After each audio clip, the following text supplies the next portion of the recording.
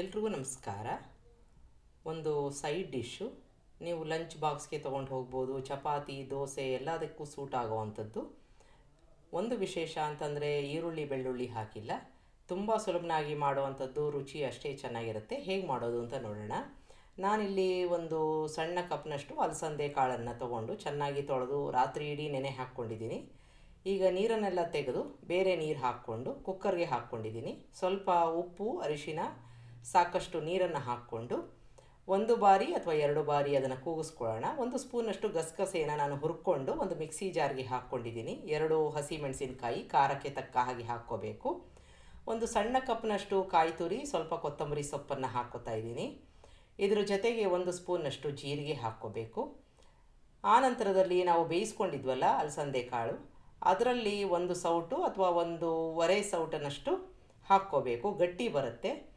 ನೀವು ಇದು ಬೇಡ ಅಂತಂದರೆ ಹೊರಗಡಲೆ ಹಾಕ್ಕೋಬೋದು. ಸ್ವಲ್ಪ ನೀರನ್ನು ಹಾಕ್ಕೊಂಡು ನುಣ್ಣಿಗೆ ರುಬ್ಕೊಂಡಿದ್ದೀನಿ. ಈಗ ಒಂದು ಮಿಶ್ರಣ ರೆಡಿಯಾಗಿದೆ. ಈಗ ಒಂದು ಬಾಣಲೆಗೆ ಎಣ್ಣೆ ಹಾಕ್ಕೊಂಡು ಎಣ್ಣೆ ಚೆನ್ನಾಗಿ ಕಾದ ನಂತರ ಇದಕ್ಕೆ ಸಾಸಿವೆ ಹಾಕ್ಕೋತಾ ಇದ್ದೀನಿ. ಸಾಸಿವೆ ಚೆನ್ನಾಗಿ ಚಟಪಟ ಅನ್ನಬೇಕು. ನಿಮಗೆ ಬೇಕಾದರೆ ಈರುಳ್ಳಿನ ಹಾಕ್ಕೋಬೋದು. ಇಂಗನ್ನು ಹಾಕ್ಕೊಂಡಿದ್ದೀನಿ, ಕರಿಬೇವಿನ ಸೊಪ್ಪು ಎಲ್ಲವನ್ನು ಚೆನ್ನಾಗಿ ಬಾಡಿಸ್ಕೊಂಡಿದ್ದಾಗಿದೆ. ಇದಕ್ಕೆ ಒಂದು ದೊಡ್ಡ ಆಲೂಗೆಡ್ಡೆನ ತೊಗೊಂಡಿದ್ದೀನಿ. ಅದರ ಸಿಪ್ಪೆ ತೆಗೆದು ಈ ರೀತಿಯಾಗಿ ಹೋಳುಗಳನ್ನಾಗಿ ಮಾಡಿಕೊಂಡು ಎಣ್ಣೆಯಲ್ಲಿ ಬಾಡಿಸ್ಕೋಬೇಕು.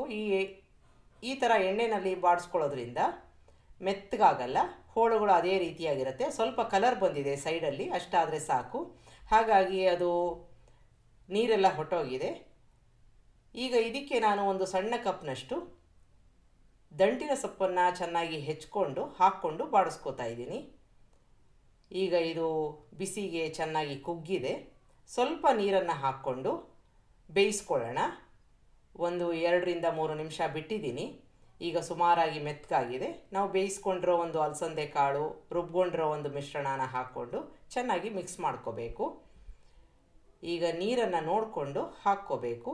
ಯಾಕೆ ಅಂತಂದರೆ ನಾವು ರುಬ್ಬಿರೋದ್ರಿಂದ ಆ ಒಂದು ಮಿಶ್ರಣದಲ್ಲಿ ಕಾಳಿತ್ತು ಗಟ್ಟಿ ಆಗ್ತಾ ಬರುತ್ತೆ.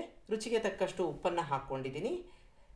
ಒಂದು ಸಣ್ಣ ಲೋಟದಷ್ಟು ನೀರನ್ನು ಹಾಕ್ಕೊಂಡು ಒಂದು ಕುದಿ ಬರೋ ತನಕ ಕಾದಿದ್ದು, ಆನಂತರದಲ್ಲಿ ಕೊತ್ತಂಬರಿ ಸೊಪ್ಪನ್ನು ಹಾಕ್ಕೊಂಡು ಮಿಕ್ಸ್ ಮಾಡಿಕೊಂಡ್ರೆ ನಮ್ಮ ಸೈಡ್ ಡಿಶ್ಶು ಅಲಸಂದೆ ಕಾಳು ಮತ್ತು ಆಲೂಗೆಡ್ಡೆ ಮಿಶ್ರಣ ಮಾಡಿರೋ ಅಂಥ ಒಂದು ಸೈಡ್ ಡಿಶ್ಶು ರೆಡಿ ಆಯಿತು. ಆಲೂಗೆಡ್ಡೆ ಕೂಡ ಚೆನ್ನಾಗಿ ಬೆಂದಿದೆ. ಈ ಒಂದು ಹದದಲ್ಲಿ ಇಟ್ಕೊಂಡಾಗ ಆರದ ಮೇಲೆ ಸ್ವಲ್ಪ ಗಟ್ಟಿಯಾದರೆ ಸರಿ ಹೋಗುತ್ತೆ. ಒಂದು ಸಲ ಮಾಡಿ ನೋಡಿ. ನಿಮಗೆ ರೆಸಿಪಿ ಇಷ್ಟ ಆದಲ್ಲಿ ಲೈಕ್ ಮಾಡಿ, ಶೇರ್ ಮಾಡಿ, ಕಮೆಂಟ್ ಮಾಡಿ, ನನ್ನ ಚಾನಲ್ಗೆ ಸಬ್ಸ್ಕ್ರೈಬ್ ಮಾಡಿ. ನಮಸ್ಕಾರ.